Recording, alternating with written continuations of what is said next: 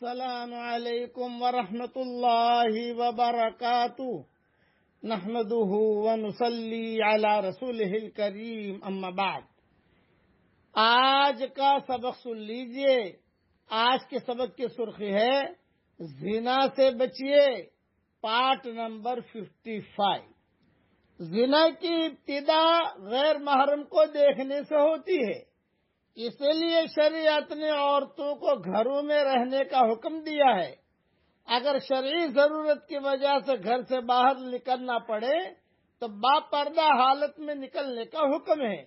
مردوں اور عورتوں کو حکم دیا کہ اپنی نگاہیں پست رکھیں تاکہ ایک دوسرے پر نظر ہی نہ پڑے اور زنا کا خیال ہی دل میں پیدا نہ ہو۔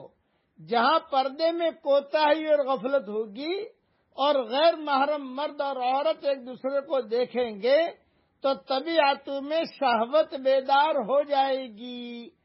نفس اور شیطان گھوڑے کی ڈاک کا کام کریں گے اور زنا کا مرتکب کروا کے رہیں گے۔ اجنبی غیر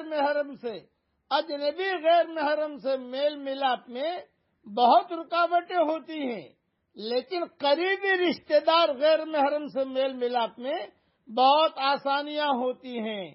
اسی لیے حدیث میں آتا ہے کہ الحم والموت، یا دیور تو موت ہے۔ شریعت نے دیور اور بہنوئی سے بھی پردے کا حکم دیا ہے۔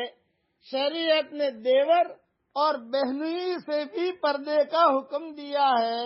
عام طور پر خالہ زاد، ماموں زاد، پھوپھی زاد، چچا زاد بہنیں اور خالہ زاد، ماموں زاد، پھوپھی زاد، چچا زاد بھائی، یہ چار بڑے رشتے ہیں۔ بلا شبہ بہت نازکی نہیں ہوتے، بلکہ یہ انتہائی خطرناک بھی ہوتے ہیں۔ یہ رشتے بہت خطرناک ہیں۔ عورتیں انہیں بھائی کہتی ہے، ارے یہ تو میرا بھائی ہے، ارے یہ تو میری بہن ہے۔ بھئی پردہ ہے تو بہن ٹھیک ہے، بہن اپنی جگہ، لیکن پردہ ہے، اس لیے خالہ زاد، ماموں زاد، پھوپھی زاد، چچا زاد، ان سے پردے کا اہتمام کیجئے۔ بھائی بھائی کہہ کر قریب نہ جائیے۔ اسی لیے کہتی ہیں کہ یہ بڑے خطرناک رشتے ہیں۔ عورتیں انہیں بھائی کہتی ہیں، حالانکہ در حقیقت وہ قصائی ہوتے ہیں۔ ہاں، آنکھوں میں کس کے میل ہے، دل میں کیا میل ہے کیا پتا۔ عام لوگ کہتے ہیں کہ سالی آدھی گھر والی ہوتی ہے۔ بس سالی سے بھی پردہ ہے، یہ ذہن میں رکھنا، کیونکہ ہر وقت سالی کا آنا جانا ہوتا ہے، ہر وقت بھائیوں کا آنا جانا ہوتا ہے، رشتہ داریاں ہیں، شادیوں میں ملتے ہیں، آجا بھائی آجا بھائی آجا بھائی، سالی آ گئی، ارے واہ، آدمی خوش ہوتا ہے۔ یہ سالی آدھی گھر والی ہوتی ہے، جبکہ سالی ہی تو سوالی ہوتی ہے۔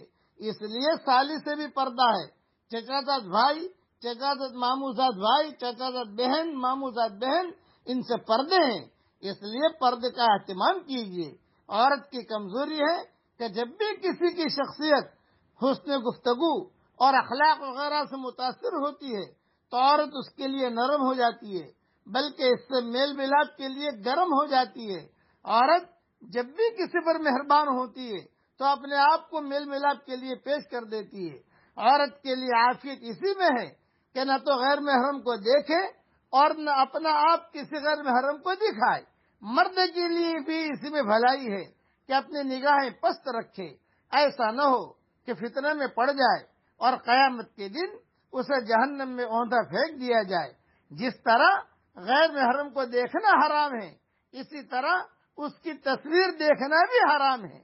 لوگ جو ہے پیار کی باتیں کر کے اور تصویریں منگواتے ہیں اور تصویریں دیکھتے ہیں، اور پھر ہر سال جب نیا سال شروع ہوتا ہے تو کہتے ہیں کہ اب 2021 کی تصویر بھیجو، اب 2022 کی تصویر بھیجو، یہ تمہاری جو ہے 2015 کی تصویر ہے، یہ تمہاری 2018 کی تصویر ہے۔